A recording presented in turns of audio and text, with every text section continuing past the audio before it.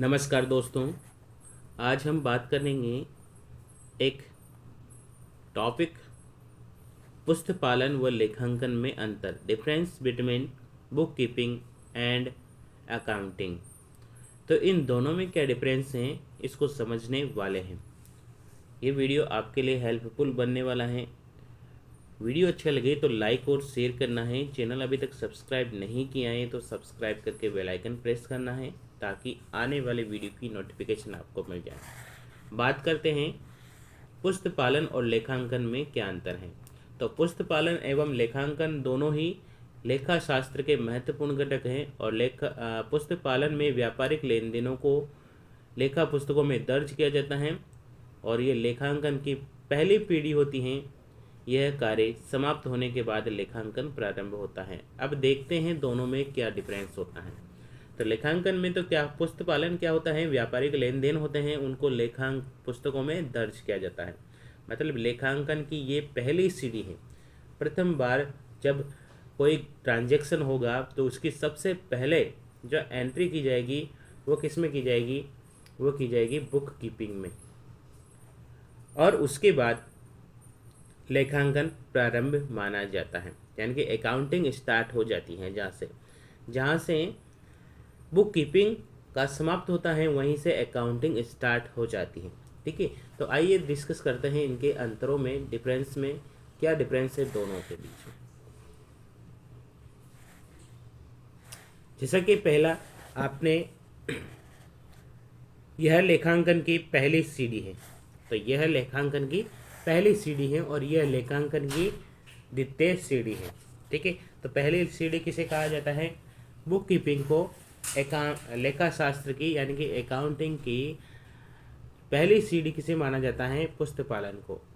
ठीक है, तो अकाउंटिंग की द्वितीय सीढ़ी किसे कहा जाता है, ये कहा जाता है अकाउंटिंग को। ठीक है, तो लेखा शास्त्र की द्वितीय सीढ़ी किसे कहा जाता है, अकाउंटिंग को, और बुक कीपिंग को पहली सीढ़ी माना जाता है। ठीक है, नेक्स्ट बात करते हैं, इसमें वित्तीय प्रकृति के व्यवहारों का लेन देनों की पहचान की जाती है। तो इसमें वित्तीय प्रकृति के व्यवहार जो भी होते हैं, ट्रांजैक्शन होते हैं, उनकी पहचान की जाती है।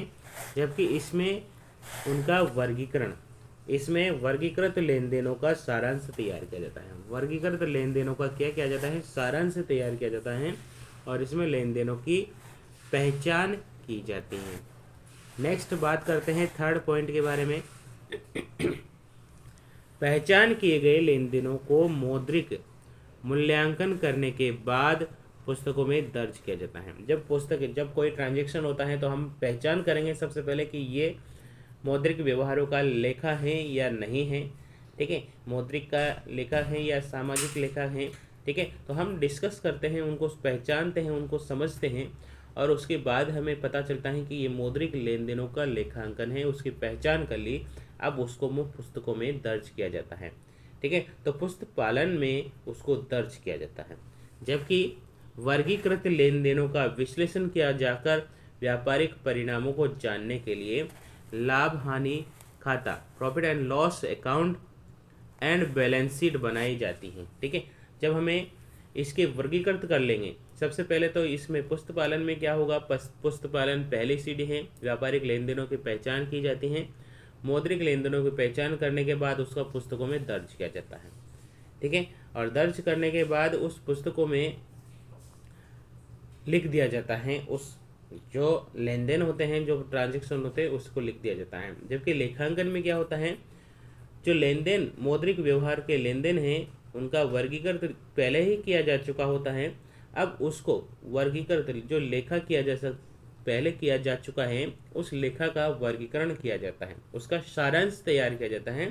और सारांश तैयार किसके द्वारा किया जाता है, लाभ हानि खाता और बैलेंस शीट बनाई जाती है। और ये बैलेंस शीट क्या बनाती है, ये बैलेंस शीट बताती हैं हमारे व्यवहार की, अपने व्यवहार की या हमारे व्यापारिक या हमने जो बिजनेस किया है उसकी अंतिम स्थिति, यानी कि अंतिम रिजल्ट, यानी कि हमें लाभ हुआ या हानि हुई, इसका जो हम जानते हैं वो कहाँ से प्राप्त करेंगे जानकारी, लाभ हानि खाता और चिट्ठा से। ठीक है, तो यहाँ तक आपको समझ में आ गया होगा। फोर्थ पॉइंट के बारे में डिस्कस करते हैं। इसका मुख्य उद्देश्य पहचाने गए लेन देनों को व्यवस्थित रूप से लेखा पुस्तकों में दर्ज करना। ठीक है, तो बुक कीपिंग का मेन ऑब्जेक्ट क्या है, जो भी पहचाने गए ट्रांजैक्शन हैं उनको क्या करना, पुस्तकों में लिखना, उसकी एंट्रीज करना। ठीक है, नेक्स्ट लेखांकन का फोर्थ पॉइंट देखते हैं कि इसका मुख्य उद्देश्य व्यापारिक परिणाम यानी कि लाभ या हानि ज्ञात करना होता है। तो मेन ऑब्जेक्ट क्या होता है कि बिजनेस में प्रॉफिट हो रहा है या लॉस हो रहा है, इसके जानना ही, इसको जानना ही क्या है, इसका मेन ऑब्जेक्ट है। व्यवसाय में वित्तीय स्थिति जानने हेतु बैलेंस शीट बनाई जाती है। ठीक है ना, तो बैलेंस शीट वित्तीय स्थिति, हमें फाइनेंसिंग पोजीशन जाननी है अपने बिजनेस की, तो अपन को क्या बनाना है, बैलेंस शीट बनाना है। और ये बैलेंस शीट बनाना ही क्या है, अकाउंटिंग है। ठीक है, तो अपने प्रॉफिट एंड लॉस, जो व्यापार का परिणाम है, लाभ या हानि, उसको ज्ञात करने के लिए हमें प्रॉफिट एंड लॉस अकाउंट बनाया जाता है।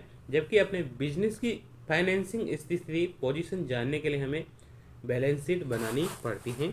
ये दोनों क्या हैं, अकाउंटिंग है।